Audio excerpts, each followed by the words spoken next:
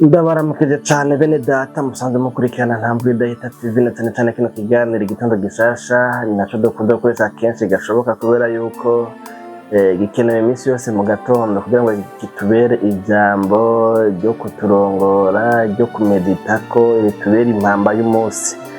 None rero naringa kugira ngo tuganire amajambo numva mfise mu mutima ni jewe Jean Imana irambona nkuko mubibona kandi nkuko mubyumva canke nkuko mubimenyereye muri kino kiganiro igitondo gishasha nkuko rero ndakibatunganiza kandi nkangana nkakibashikiriza. Nagomba dusoma amajambo dusanga mu gitabo cy'ibyakozwe n'intumwa igice ca 3 dusome umurongo wa 19. Uyu murongo ijambo ry'umutwe avuga ngo Petero yigisha abakoraniye kuraba ibibaye, nuko mwihane muhindukire ibyaha byanyu bihanagurwe, ibihe byo guhembuka bibone ingene biza bivuye mu nyonga z'umwami Imana yacu nihimbazwe. Bene data bakunzi bakina kiganiro igitondo gishasha nano majambo niyo ngomba ko dusangira aya majambo n'igihe Petero yaravuze ubutumwa bwiza shinga intahe yemeza abantu bari bakoraniye kuri we aho bari bahejeje kumugurura ikimuga cyari kiri ngo kw'irembo ryitwa Ryiza, kw'irembo ry'urusengero ryitwa Ryiza, mu masango y'inyuma ya saa sita mu masaha 8 saa 9 gutyo mu gihe cyo kuja gusenga nkuko kumbere zari bisanzwe bimeze mu migenzo ya Kiyuda. Hanyuma rero ngo yigisha abantu bahari ababwira ibibaye ibyari byuko ngo bari bakoranijwe no kuraba ibibaye. Hanyuma rero Petero uko bari baramaze kuronka mpemu yera arigisha avuga amajambo menshi. Mano amajambo rero yavuze ngaha tubonye yavuze rero ababwira ngo nuko rero mwihane muhindukire. Bwa butumwa Yesu yababwira mu kubasezera yaheruka kubabwira ngo kwihana ibyaha no guharigwa ibyaha ngo bikwiye kuvugwa mu izina rya Yesu. Yesu yari yabasezeye yababwiye byari byaranditswe kuri we, arabadondagurira amajambo twaravuze mu kiganiro cy'ubiheruka muri bino biganiro nyene byo muri no misi ya vuba mushobora kugira abakumbura batariravye. Rero nkuko byari biri nibwo butumwa nawe yahagurukanye mu byo yababwira byose, yababwira ko bakwiye kwihana. Hanyuma rero ngaha amajambo yanjyoheye yavuze yuko ngo bakwiye kwihana hanyuma bagahindukira, maze rero ngo ibyaha byabo bigahanagurwa. Igikurikirana cyo ngo hace habaho rero ibihe by'impemburo ngo bibone ingene biza bivuye mu nyonga z'umwami Imana yacu nihimbazwe. Bene data bakunzi bakina kiganiro igitondo gishasha cy'uno munsi namwe numvise ijambo ry'Imana ryavugiwe muri kaminuza ahantu Gitega. Nabonye ko mbere kuri YouTube ndiko nyine ndaraba gutyo ndambona riradimwo bavuze izina rya Nyamupase sanga ndamuzi kubera yuko nanje nkiri muto cyane gusumba ngaha navuga kera icyo gihe si vuba hari mu myaka ya za 2009 2008 murumva si vuba iminsi irahaciye. Hanyuma rero narigeze kuja urumva rero ndamuzi ubu rero n'umupasiteri rero yavuze mu majambo menshi yavuze avugamo ngo ibintu yubakiye ko azoguma ko gushika ngo inzambi ivuze. Muri ibyo bintu rero yavuzemo ikintu cy'uko ngo yavuze ngo ngaha muri ino koraniro ngo jewe ndemeza neza yuko iyo bijya hose hobone kuwo tunganya kwihana, uwo tunganya kwatura, uwo tunganya kwihana ibyaha, ariko ntihobonekana uwusumbya kubyihana. Imana yacu nihimbazwe. Murumva umuntu ahagaze igihe ashinga intahe nk'iyo, murumva yuko icyo kintu iyo bijya hose ntashobora gushinga intahe nk'iyo kumva atagikora. Urumva ko mu buzima bw'icyo kintu agikora kwihana kw'icyo kintu ari kimwe mu bintu yubakiye ko. Yavuze n'ikintu cyo gusenga, aravuga guca bugufi, ibintu nyene nk'ivyo oya no gusoma ijambo ry'Imana ko ivyo bintu byubakiye ko kandi biri mu bintu bigize umushinga.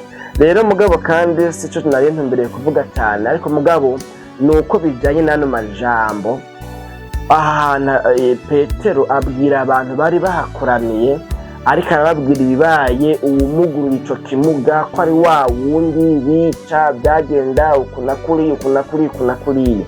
Hanyuma rero atarabahindukira arababwira ati rero nuko rero namwe kugira ngo namwe mwakira agakiza, kugira ngo namwe ibihe by'impemburo bibazeko, yavuze ijambo rya mbere vuga ngo nuko rero mwihane, ubwa kabiri ngo muhindukire. Namwe nsoma commentaire biblique muri iyo myaka irenganye n'ubu ndacayifite nibaza ko kumburengera ngo muri kazoza bigaruka ko hari ibintu kumbure bidakunda yuko nyene umuntu usanga abyigishije tugasanga nyene biratajyamyo, ariko mugabo kuri no sense yo kwihana burya ngo byasigura ko umuntu yihanye ngo aba ahindukiye agahera iyo yayikaraja direction yarafashe, ni kuvuga ngo n'ingingo umuntu yaba afashe hanyuma ngo agahindukira, ni kuvuga agaheba agasubira inyuma agafata, novuga ngo ikintu kiri contraire y'ico yariko arakora. Imana yacu ntidutabare, ni ukuvuga inzira yariko aracamwo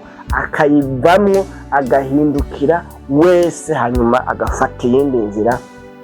Imana yacu ntidutabare. Rero uyu Petero arabwira abari bahakoraniye ababwira ngo nuko rero namwe nimwihane hanyuma muhindukire muve mu byo mwari mujakariye ibyaha mwarimwo mubivemwo, hanyuma ibihe byo guhembuka bice bironka ingene bibaza ko bivuye mu nyonga z'Imana.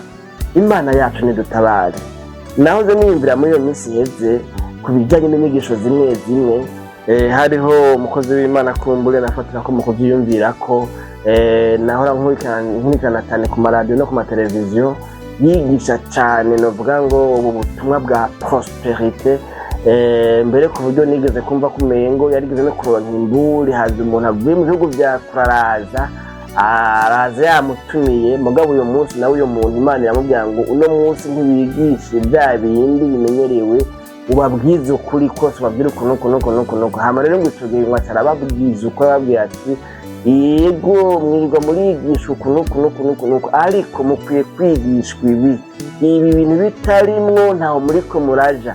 Ico gihe mbere n'imbere y'ishengero aranamuvuga ko wa mukozi w'Imana arongoye iryo shengero. Hanyuma rero ngo ubukurikira ayandi madimashi yakurikiye wa muntu n'ubundi ntibyakunze ko reka azanyigisha, ati abana azanyigisha ngo none ngo mushaka ngo tubigishe ibintu byo kwihana, ngo ntimubizi ngo ngo atazi ko kwihana ngo ari byiza, ibintu nyine nk'ibyo.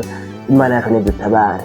Rero nagomba kuvuga ngo murabona, namwe niyumvira ko nanjye rero muri izo nyigisho nyine za mwene ko kuntu ugasanga umuntu wese peu importe uko ameze, peu importe ibyo akora, peu importe inyifato ziwe, peu importe ko ari umunyabyaha uvuga ngo ruhebwa, kandi azwi neza ko birashika umuntu agakora ibyaha bigatinda bikamenyekana. Rero hanyuma rero mugabo ugasanga hariho ahantu winjiye bobo impwemu zaho, ingabire zaho ntizigera zibabwira ibyaha biri mu bantu, ingabire zabo n'ubuhanuzi bwabo ntibwigera bubwira abantu kwihana, umengo mu byo bahamagariwe no mu byo izo mpemu ziri muri bo, mu byo izo ngabire zabo bafise ziri muri bo zo guhanura, zo kwerekwa no kugira mu byo zibabwira, ntizibabwira ibyaha biri mu bantu, ntizibabwira ko bakwiye kwihana. Mbere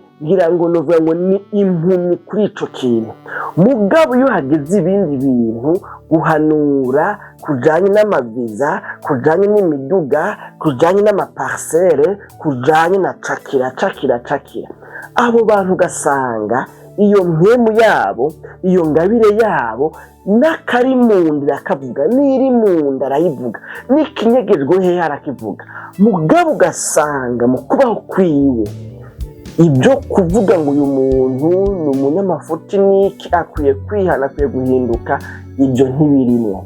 Nibaza yuko hatavuze umuntu bamaze kubyiyumvira ko ibintu nk'ibyo, aho usanga abantu batigira babwirwa yuko kwihana ibyaha gutuma umuntu yegera Imana, gutuma imigenderanire y'umuntu n'Imana iba gahanti, ibaho, iba mizima, iba myiza. Ugasanga umuntu ntiyigera abwirwa, oya umengo byaraheze. Umuntu aparebonye kwinjira muri urwo rusengero aba yamaze kubitare mu gishasha, ibya kera biba biheze, iby'isi ntibiba bikimuvugwa ko oyaye. Ariko mugabo ugasanga yinjiye kwa kundi nyene, hama bakazomuvugishwa ko n'ibindi.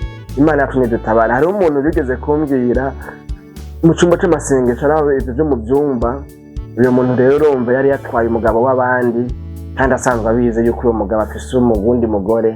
Urumva ariko yari umuhabara wiwe.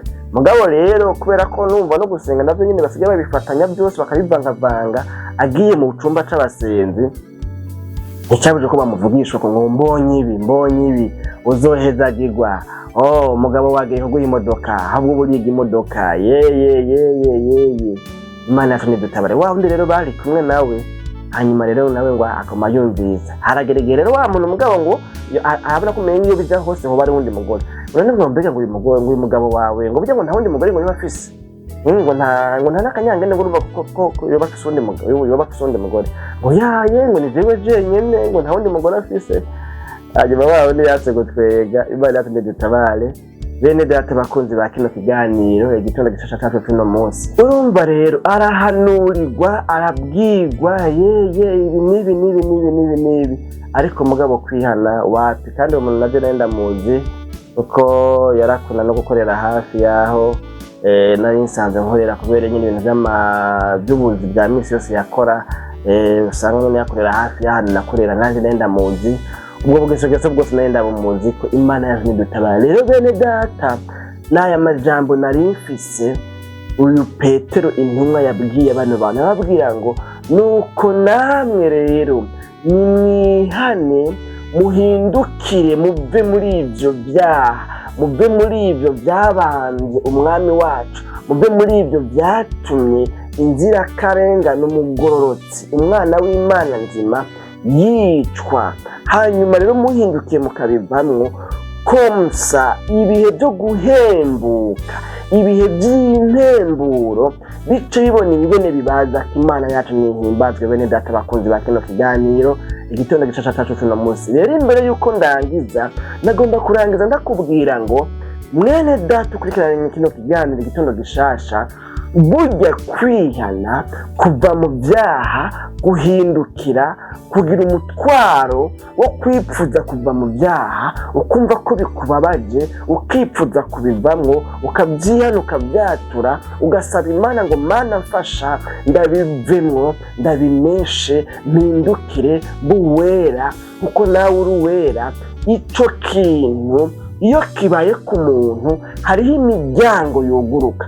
Burya hariho imigisha iva ku Mana itangirwa n'ikigunguzi c'ibyaha umuntu afise yikoreye. Hariho ivy'Imana yagusezeraniye bishobora kubohwa nuko uri imbata y'ibyaha, nuko wibereye mu byaha, kuko ibyaha bigushira kure y'Imana, kuko ibyaha bigutandukanya n'Imana, kuko ibyaha ni igihome gikomeye cyane bituma rezo, bituma connection iguhuza n'Imana iba bloke, ihura n'intamba iba ampeshe, bidakunda gushikirwa.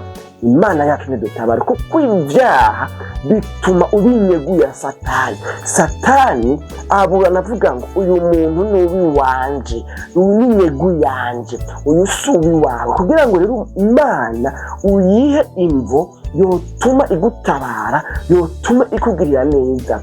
Rwana intambara yo kwihana ibyaha, rwana intambara yo guhinduka, rwana intambara yo guheba ibyaha, kugira ngo bikunde ibihe by'impemburo bibashe kuza bigushikeko. Hariho ibihe by'impemburo bibura aho bica kubera yuko wibereye mu isi y'ibyaha, kubera yuko uri imbohe y'ibyaha. Ariko igihe ubyihanye uba uhaye Imana imvo yumvikana ituma Imana ironka ayicisha no gutabarwa n'imico zawe.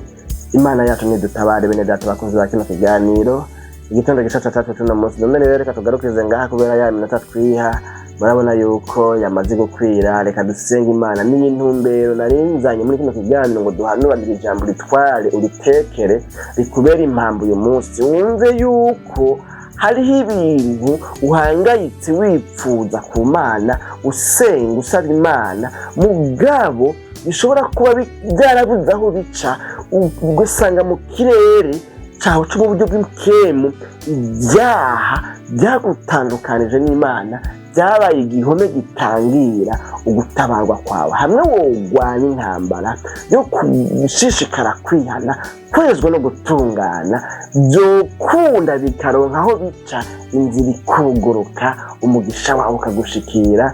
Imana yacu nihimbazwe bene data bakunzi ba kino kiganiro igitondo gisaka. Rero kuvuga mese siko kuyamara n'amagwara ahogwa. Nibaza ko wumvise aya majambo bano bantu babwiwe gutya, ukurikiranye neza ukarawe usanga hagiye habaho ibihe byo kwihana bidasanzwe.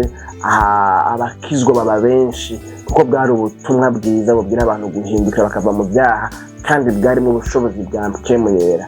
Rero ushobora kuba umaze imyaka 10 mu ishengero ritigare kubwira ibyaha, ritigare kubwira kwihana, ugasanga rikubwira yuko wamaze kuba icyari mu gishaka byaheze, Yesu yabirangije byose, cyagiye yavuga ngo birarangiye, byose byari biheze. Urumva nyine nawe byahereyemo yabaye forfe, ariko mugabo none ko byarangiye, ko yabihejeje, mugabo ukabukira umusambanyi, ukabukira umushakanyi, ukabukira igisuma, ukabukira umubeshi, ukabukiboshwe n'ibyaha na biriya, amacakubiri y'urwango n'ibindi n'ubwoko n'ibindi, ibyo byose ugasanga biracakuboshe. None wumva ibyawe, yego data wanjye birangije, n'ibyo waba wumva yarabirangije, kuko ibigenderamo, ko bikikuboshe, ko n'ubikubujije amahoro, ko bikubujije icyo wimarira, kuba ibiyayuramutwe, akaboregwe n'ibindi, ubushakanye n'ubusambanyi, ubumaraya bwawe butumye ujyana yuko wotera imbere, kuko amahera yose uronse uyajyana hariya muri ya za maraya.